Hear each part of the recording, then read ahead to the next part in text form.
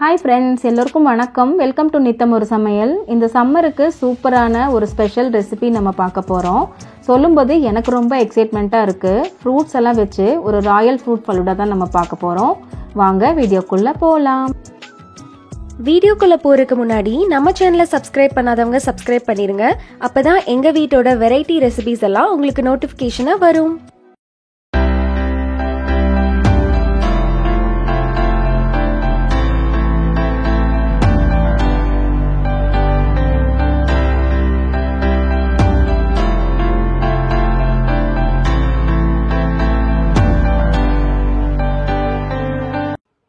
இந்த ஃபலூடா ரெடி பண்ணுறதுக்கு நம்ம ஃபஸ்ட்டு ஜெல்லி பண்ணிக்கலாம். அதுக்கு 20 கிராம் அகர் அகரை நல்லா வாஷ் பண்ணிவிட்டு ஒரு 5 மினிட்ஸ் ஊற வச்சுக்கலாம். ஒரு பாத்திரத்தை அடுப்பில் வச்சு அதில் 1 லிட்டர் தண்ணீர் சேர்த்துக்கலாம். தண்ணி நல்லா கொதித்து வரும்போது கழுவி வச்சுருக்கிற அகர் அகரை அதில் சேர்த்து நல்லா கொதிக்க விடலாம். இது கூடவே 1/4 கிலோ சர்க்கரையும் சேர்த்து நல்லா ரெண்டும் கரைஞ்சி வர வரைக்கும் நல்லா கொதிக்க விட்டுக்கலாம்.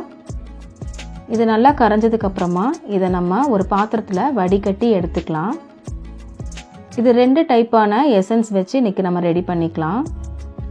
ஒரு பாத்திரத்தில் ரோஸ் எசன்ஸும் இன்னொரு பாத்திரத்தில் கொஞ்சமாக வெனிலா எசன்ஸும் சேர்த்து அதில் இந்த தண்ணியை நம்ம ஊற்றி வச்சுக்கலாம். இது ஒரு அரை மணி நேரத்தில் ரூம் டெம்பரேச்சரில் நல்லா ஆறுனதுக்கப்புறமா சூப்பராக ஜெல்லி மாதிரி செட் ஆகிடும். பாருங்கள், பார்க்குறக்கே ரொம்ப சூப்பராக இருக்குல்ல. இது இந்த மாதிரி பீஸாக கட் பண்ணி நம்ம தனியாக எடுத்து வச்சுக்கலாம். இப்போது ஃபலூடா பண்ணுறதுக்கு 1/2 லிட்டர் பால் நான் எடுத்திருக்கேன்.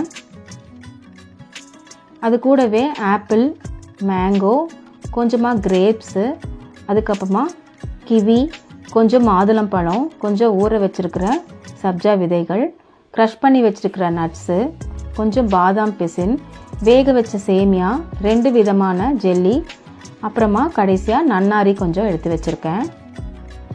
இப்போது இந்த ஃபலூடாவை நம்ம செட் பண்ணிக்கலாங்க. அதுக்கு ஒரு பெரிய டம்ளரில் கொஞ்சமாக பாதாம் பிசின் சேர்த்துக்கலாம். அப்புறமா நம்ம ரெடி பண்ணி வச்சுருக்கிற ஜெல்லியும் சேர்த்துக்கலாம். கொஞ்சமாக நன்னாரி சிரப் சேர்த்துட்டு சப்ஜா விதைகளும் இது மேலே சேர்த்துக்கலாம்.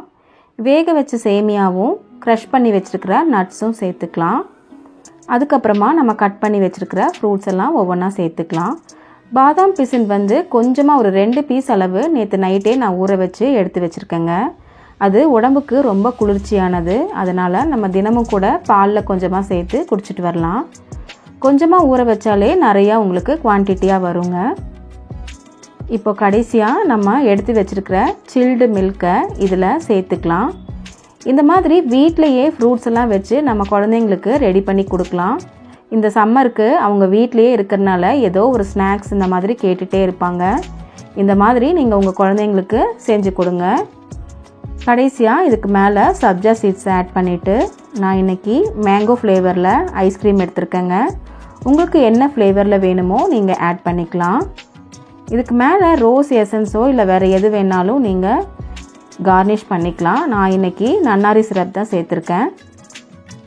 கடைசியாக க்ரஷ் பண்ணி வச்சுருக்கிற நட்ஸும் மாதுளம்பழமும் நான் சேர்த்துருக்கேன். உங்களுக்கு வேணும்னா டூட்டி ஃப்ரூட்டியோ இல்லைனா செரி பழமோ சேர்த்து நீங்கள் அலங்கரிச்சிக்கலாம்.